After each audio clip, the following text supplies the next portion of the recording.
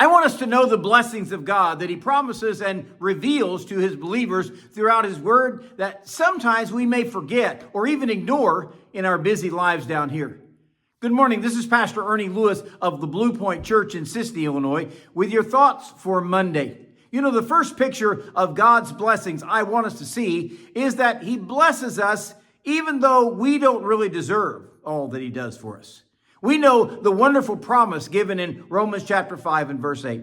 But God commendeth, or God displayed his love for us in that while we were yet sinners, Christ died for us. I can imagine giving sacrificially for the needs of my wife or my children, maybe my grandchildren. Well, that's because I love them so passionately. I'm willing to go to any cost for their sakes. Now, outside of my family, I have some dear friends that I would probably sacrifice a lot for due to the fact that I have that same love that I show for my family. But let's look beyond that group of people, the ones that I would consider in my inner circle. There are some whom I don't know very well, and I might not be so willing to give sacrificially to their needs or their wants in this life. If I'm completely honest, there are probably some people who have mistreated me or someone maybe mistreated someone I love, and I would just refuse to sacrifice anything for that person. But thankfully, that is not how God's blessings are showered upon man in this world. The picture of this verse says, while we were yet sinners, God showed his love for us. You realize that being a sinner is a person who is rebellious toward God in their life. He even displayed his love so tremendously for us that Christ died for us. Now, was that God's blessing because we deserved all that he's done for us? Certainly not. He looked down upon a creation with compassion, and he blessed us beyond our wildest dreams.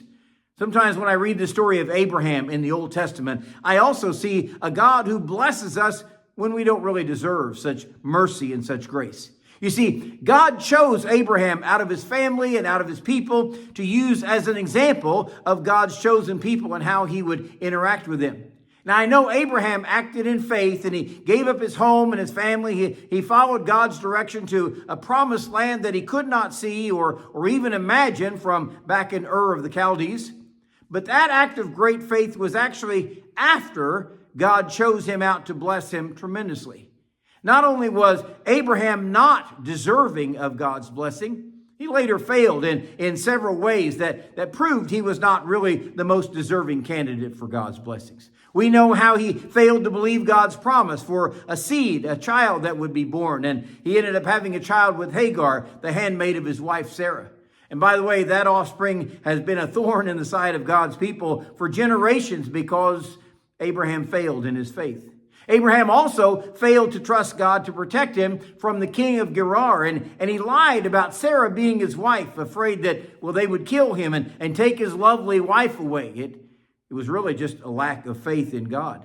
Abraham was blessed abundantly with flocks and herds and ultimately a seed that was like the sand on the seashore or like the stars in the heaven. But all these blessings did not come because he was so deserving of God's favor and God's grace. And none of these blessings of God are deserved by us today either.